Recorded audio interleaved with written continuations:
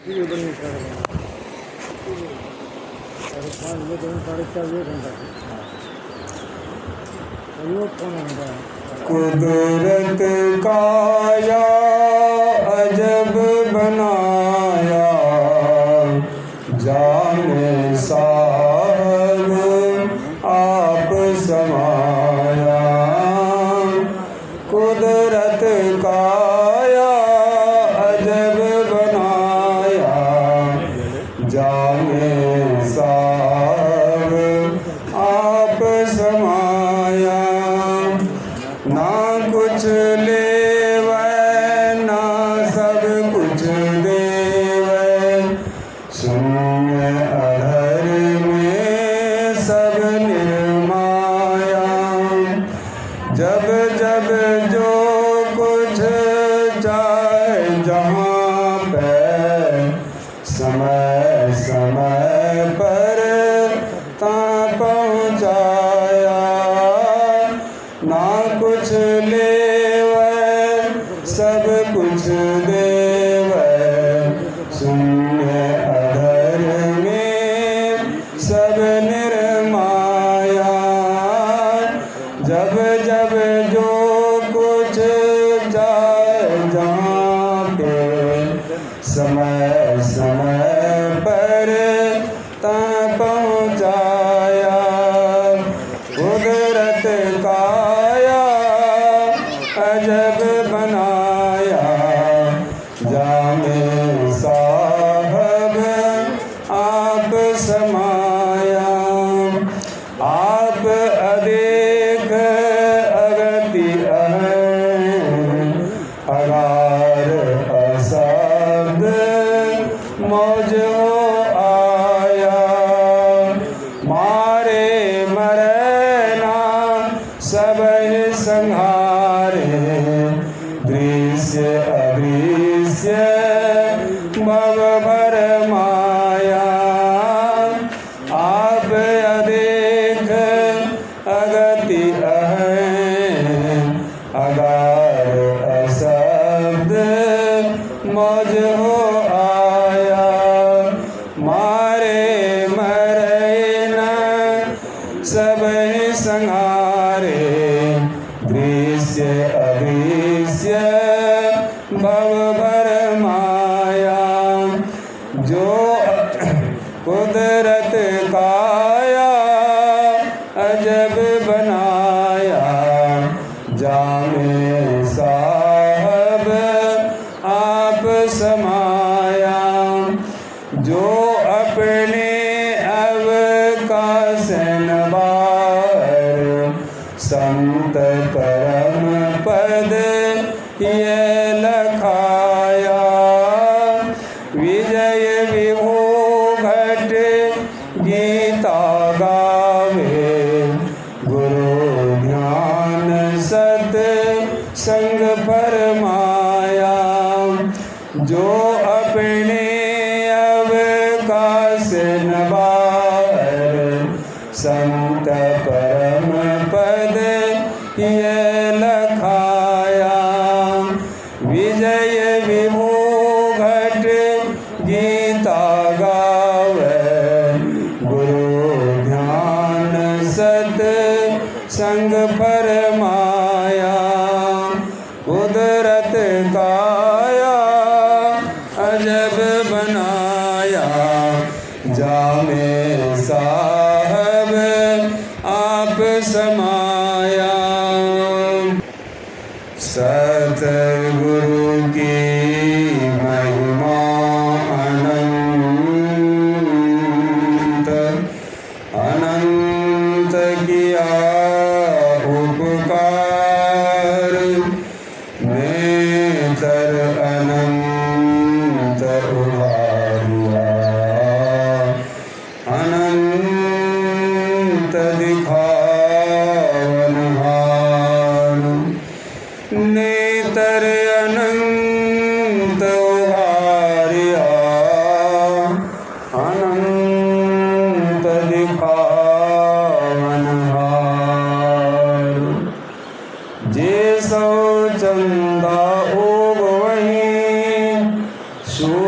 जे चरे हजार, ये तो चानन होन दिया, गुरु बिन घोर अंधार। ये तो जानन होन दिया, गुरु बिन घोर अंधार। पूज्य संत जन, प्रेमी जन, जन्मी जन, अभी हम लोग जिस सत्संग में उपस्थित हैं, यह सत्संग का आयोजन जन्मदिन और विवाह का दिन दोनों है। तो जन्म किसका हुआ, विवाह किसका हुआ, ये दोनों बात विचारणीय है। जन्म के संबंध में अभी आप भगवान श्री राम के बारे में भी सुन रहे थे, वे भी जन्म धारण किए थे।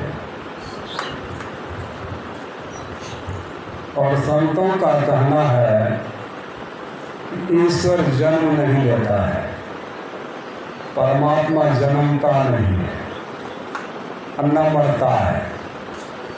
और जो जन्मता है वो मरता भी है, जन्मता ही है, मरने का टिकट लेके आता है। आज न कल समय पा करके वो चला भी जाएगा।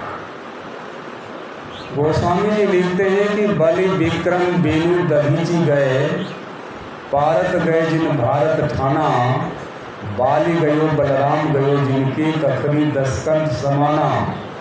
धरा का प्रमाण यही तुलसी जो फड़ा सुझड़ा बड़ा सुल्तान। जिसमें फूल लगा है, फूल झड़ने के बाद फल भी लगेगा, और फल लगेगा तो फल भी एक दिन पर के झड़ जाएगा।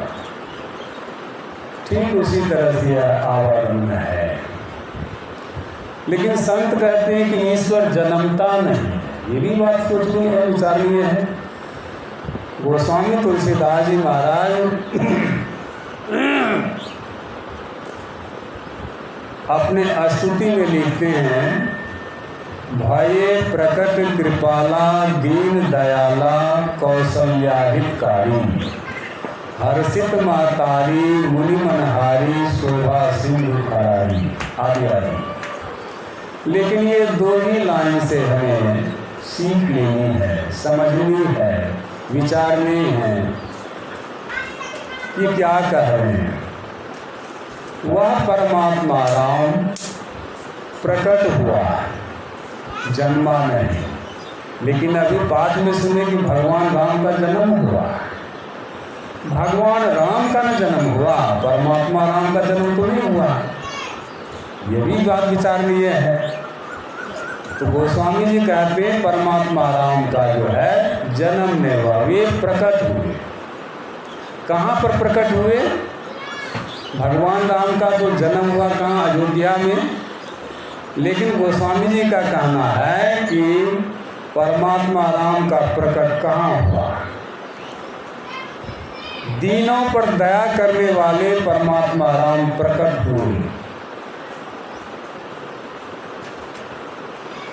कौशल्या हितकारी, कौशल्या का हित करने वाले राम प्रकट हुए। कौन सा कौशल्या? जो अयोध्या में दशरथ की पत्नी थी, वहाँ तो भगवान राम का जन्म हुआ था। लेकिन गोस्वामी जी के हृदय में उस राम से कोई लेन देन नहीं है। गोस्वामी जी के हृदय में तो एक संत का हृदय है, इसलिए संत की बात ये करते हैं। कौशल्या हितकारी, यहाँ पर कौशल्या शब्द जो है यह थोड़ा सा इसका संधि विच्छेद करें। कौश जोड़ शल्य, कौश में होता भंडार और शल्य में होता है हार और मांस।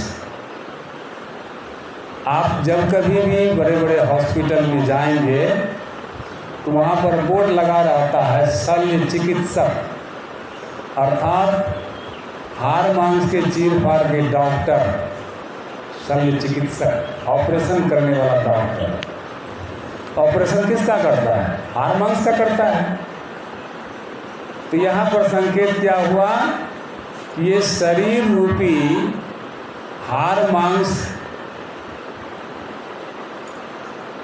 का भंडार है। हाड़ मांस का ये भंडार है। शरीर क्या है? तो हाड़ मांस का भंडार है। इस हाड़ मांस के भंडार का हित करने के लिए परमात्मा राम प्रकट हुए। हर्षित महतारी, जब परमात्मा राम प्रकट हुए तो हर्षित हो गए। कौन? तो उसकी माँ। अब यह परमात्मा राम गोस्वामी जी के हृदय में, योग हृदय में प्रकट हुआ। कौन? परमात्मा राम। भय प्रकट, कृपालु राम प्रकट हुए। हमारे जैसे दीनों पर दया करने वाले राम प्रकट हुए। कौशल्या, शरीर रूपी भंडार का उद्धार करने के लिए राम प्रकट हुए, हित करने के लिए राम प्रकट हुए। और हर्षित महतारी, कौन ऐसी माँ है जो संतान को जन्म देने के बाद खुशी नहीं होती है? प्रायः माँ को खुशी होती है। क्यों? इसलिए कि दर्द में आ गया? नहीं, संतान जो उसके गोद में आ गया इसलिए भी खुशी हुई। दूसरी बात, एक संतान का ही जन्म नहीं हुआ, एक बालक का ही जन्म नहीं हुआ, बल्कि उसके साथ में दो का जन्म और हो गया है। एक बालक के साथ में एक माँ का भी जन्म हुआ है और उनके पिता का भी जन्म हुआ है, माता पिता का भी जन्म हुआ है। जिनको संतान नहीं है उसको कौन माँ कहेगा, कौन पिता कहेंगे? उस दाम्पत्य को कोई माँ और पिता नहीं कहेंगे। उनके भाई भतीजे का जो लड़के बच्चे होंगे वो भी क्या कहेंगे? आज के ज़माने में अंकल, आंटी, लेकिन इसको सही माने में कहा जाए तो चाचा जी, चाची जी, हैं? ताया और ताई, बड़े पिताजी और बड़ी माँ, यही कहेंगे। लेकिन उसको माँ कहने के लिए कोई तैयार नहीं है। क्यों नहीं तैयार है? इसलिए कि उससे जन्म ही नहीं हुआ इसका। और जिससे जन्म हुआ है बालक का, वह अपने माँ को माँ कहता है, पराये को माँ नहीं कहता है। चाचा चाची, बड़ी माँ बड़े बाबा कहेंगे, लेकिन माँ नहीं। इसका अर्थ ये हुआ कि जब बालक का जन्म हुआ तो बालक का तो जन्म हुआ ही, साथ ही एक माँ का भी जन्म हुआ। वह बालक जन्मा तो वह अपने माँ को माँ कहेगा और माँ उस बालक को यह सत्य बात का प्रतीत कराएगा, विश्वास दिलाएगा, ये तुम्हारे पिताजी हैं। क्यों? तो उसको वही जानते हैं कि इसी के द्वारा इस संतान का आना हुआ है। ये तीनों का जन्म हो गया है। यहाँ पर तीनों का जन्म हुआ और तीनों का जन्म हुआ तो स्थूले में हुआ, सूक्ष्म में इसका जन्म नहीं होता है, आत्म तत्व में इसका जन्म नहीं होता है, ईश्वर का जन्म नहीं होता, परमात्मा का जन्म नहीं होता है। तो वही यहाँ पर गोस्वामी जी दर्शा रहे हैं, भय प्रकट कृपाला दीन दयाला कौशल्या हितकारी हर्षित मातारी। माता भी हर्षित हो गई, खुशी हो गई। और एक बात मैं और बता दूं, आप इतिहास पढ़ेंगे, सदग्रंथों में साक्षी है। ध्यान बहुत लोग करते हैं, लेकिन किन्हीं के संबंध में ऐसा शब्द नहीं आया है कि ध्यान करने के बाद उनका रोम रोम आनंद से खिल गया। एक को छोड़ करके ऐसा किन्हीं के संबंध में लिया है। वह एक कौन है? भगवान श्री कृष्ण, जो अपने संबंध में खुद लिखते हैं श्रीमद् भगवद गीता में, जो आपके सत्संग योग में दर्ज है। ब्राह्मे मुहूर्ते उत्थाय वायुर्यपस्पृश्य माधवा दद्यो प्रसन्नकरं तनो आत्मानं स्वाम। भगवान श्री कृष्ण ब्रह्म मुहूर्त में जग जाते थे, हाथ पांव धो लेते थे, शौचादि से निवृत्त हो जाते थे और पवित्र आसन बिछाकर सुखपूर्वक बैठ जाते थे और उस समय अपने आत्म स्वरूप का ध्यान करते थे। क्या के धर्म ग्रंथ में लिखा हुआ है। और जब ऐसा वे ध्यान करते थे तो उनका रोम रोम आनंद से खिल उठता था। ठीक जो अपने आत्मा का ध्यान करते हैं उसका रोम रोम आनंद से खिल उठता है। लेकिन जो लोग विषय का ध्यान करते हैं उसका मन कुपित रहता है, ईर्ष्या और द्वेष से भरा रहता है। चाहे वेश से काहे न साधु हो गया हो, वो अलग बात है। संत मत संस्था के जन्मदाता संत नामदेव जी महाराज भी अपने काव्य में लिखते हैं, का नाचीला, का गाइला, का घसी घसी चंदन लाइला, पर आपा नहीं चिन्हिला तो चित चित्तारे डरकिला। कृत आगे नाचे लोई, स्वयंभू देव न चिन्हे कोई, स्वयंभू देव की पूजा जाने तो दिव्य दृष्टि है सकल पिछाने। भने नामदेव यही मेरी पूजा, आत्म राम अवर नहीं पूजा। संत नामदेव जी महाराज कहते क्या नाचते हो? अभी लोग कीर्तन करते हैं ना, जगह जगह राम धुनी होता है, कीर्तन होता है, हरे कृष्ण होता है, लोग फूल पत्ती से सजाते हैं, मूर्ति बनाते हैं, चंदन घींचते हैं, भगवान के मूर्ति में भी लगा देते हैं और पूजा करने वाले अपने भी ललाट में लगा लेते हैं। आजकल तो अच्छे अच्छे साधु भी जो संत मत के अनुयायी साधु हैं वो भी तिलक चंदन करने लगे हैं कि नए विचार उत्पन्न हो गया है ना। लेकिन भीतर में वो खट विकार नहीं छोड़ा है। हाँ, तो यहाँ पर नामदेव जी महाराज कहते का नाचीला, का गाइला, का घसी घसी चंदन लाइला, पर आपा नहीं चिन्हिला, अपने आप को पहचाना नहीं, भाती जाए मैं क्या हूँ।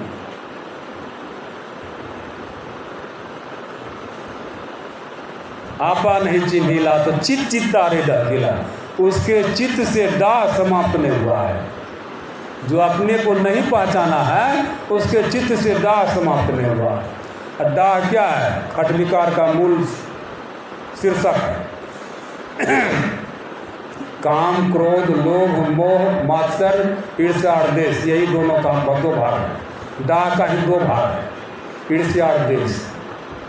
डाह जलन है और वही तरह तरह का नटवा नटवंकी करता है।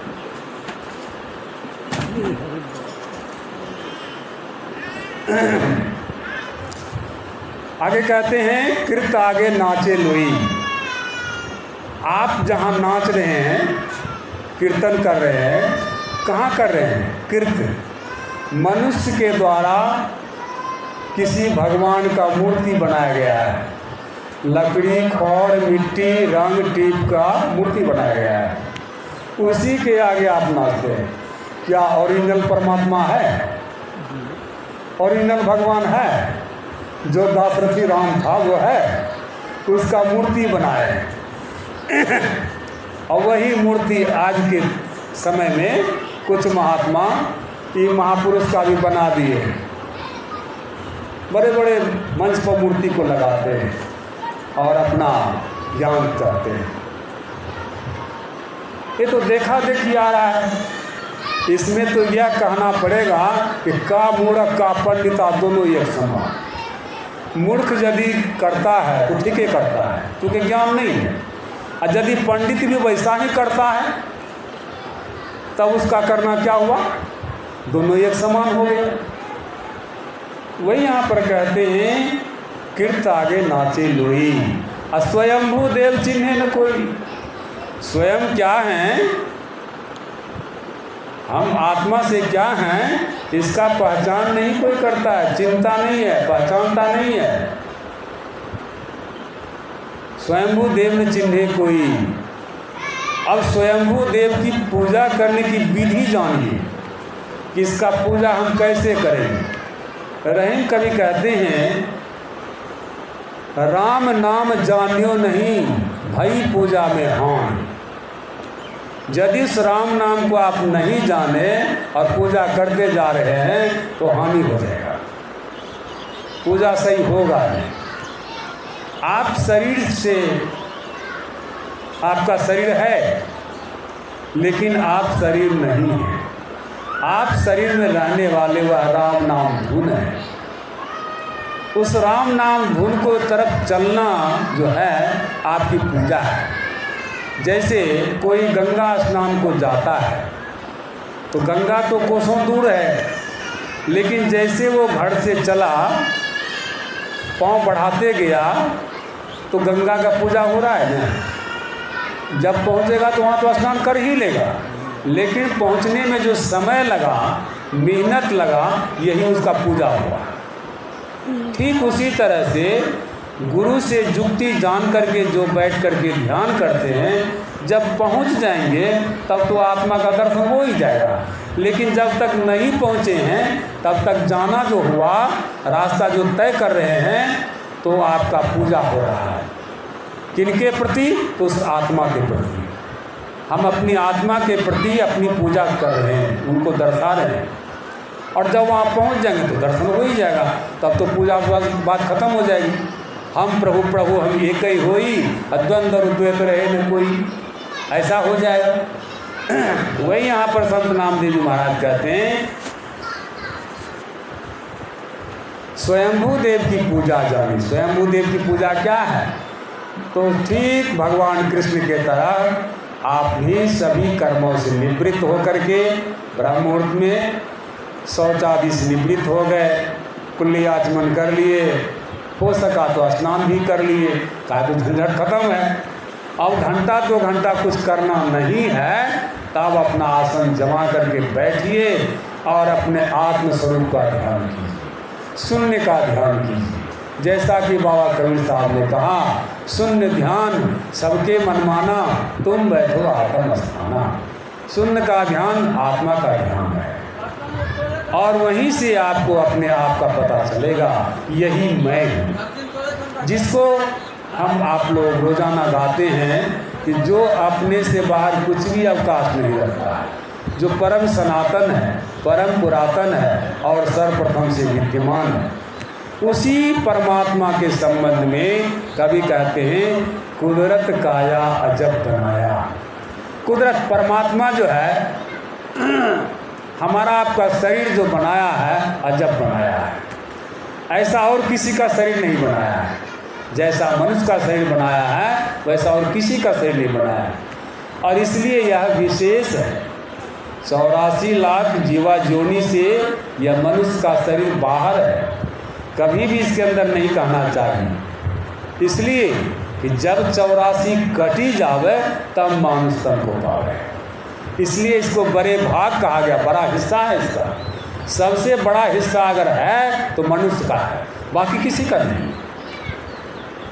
तो वही आप कहते हैं कुदरत काया अजब बनाया। हमारा आपका काया जो है, शरीर जो है, कुदरत ने जो बनाया है अजब बनाया है। जामे साहब आप समाया, वह परमात्मा साहब जो है इसी में समा करके है, कहीं बाहर नहीं गया है। वह परमात्मा इस पात्र के अंदर भी है और पात्र के बाहर भी है।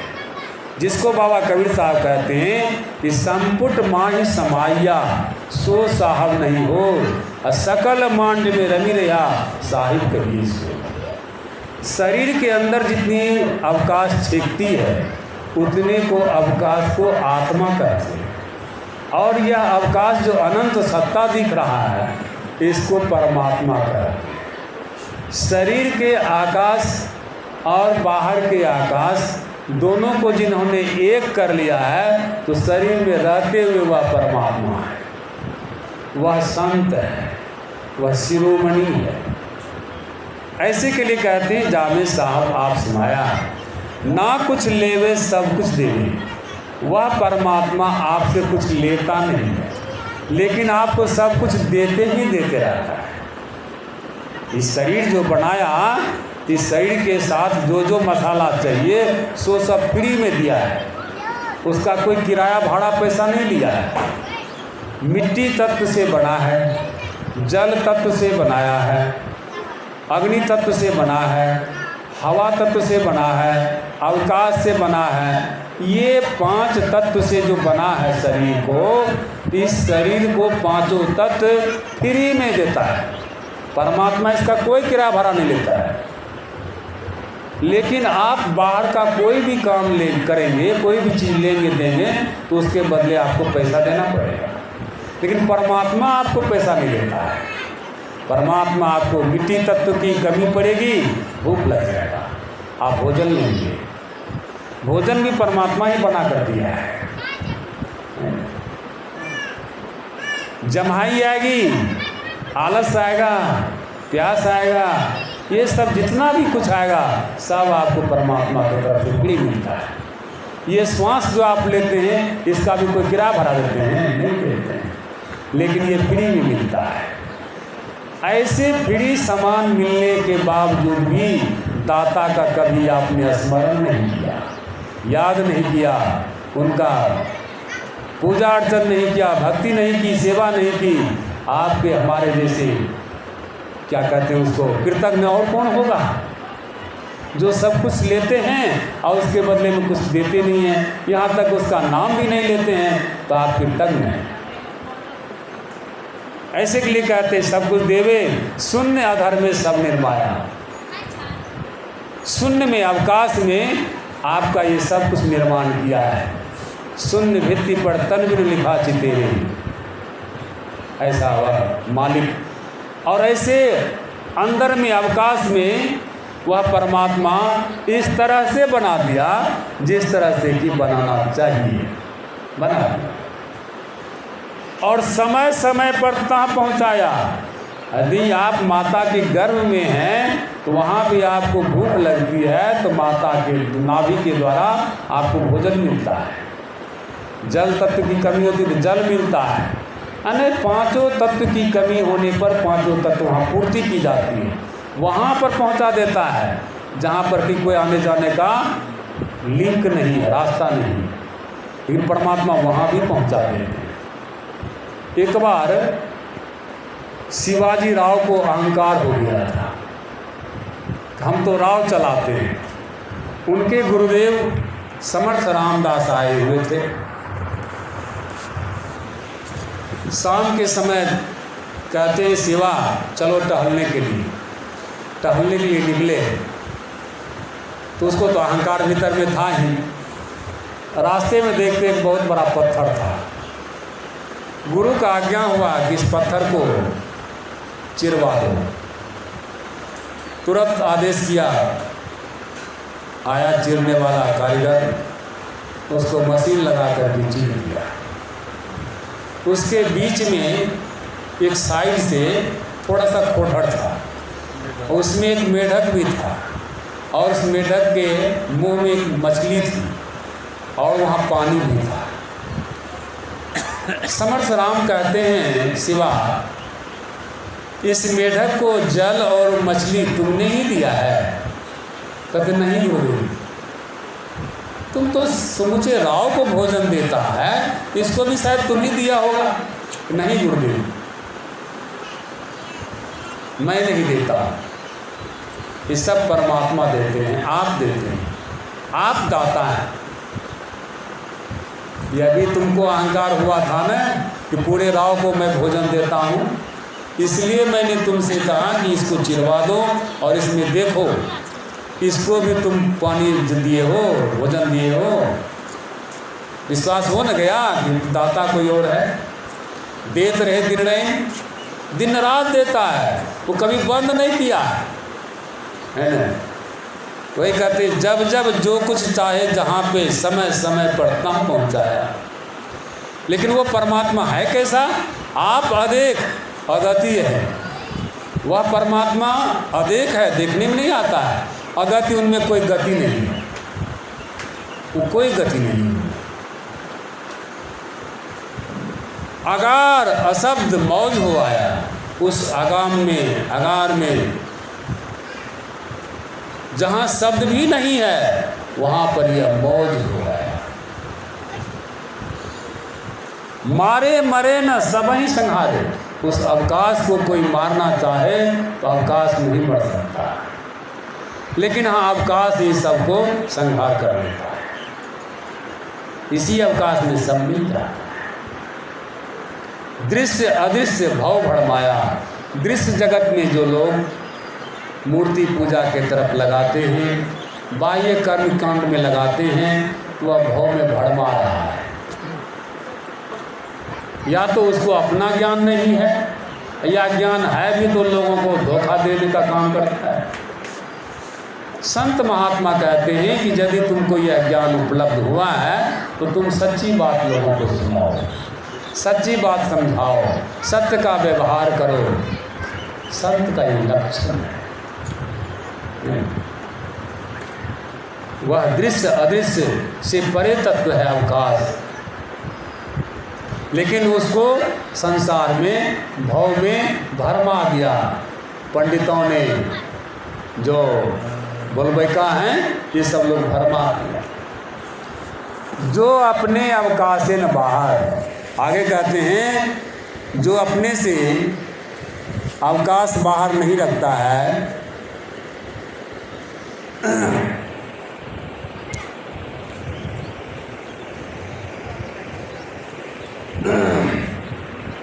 अवकाश न बाहर संत परम पद हिये लिखाया। संत सदगुरु हमारे जो थे, उन्होंने इस परम तत्व परमात्मा को हमारे हृदय में दिखा दिया। इसीलिए तो ऐसे सदगुरु के संबंध में क्या कहते हैं कि सतगुरु की महिमा अनंत। उन सतगुरु की महिमा कैसी है? तो अनंत है। अनंत किया उपकार, हमारे ऊपर उपकार कैसा किया? तो अनंत का कह दिया, छोटा मोटा का नहीं, अनंत का उपकार कर दिया। नेतर अनंत उघारिया।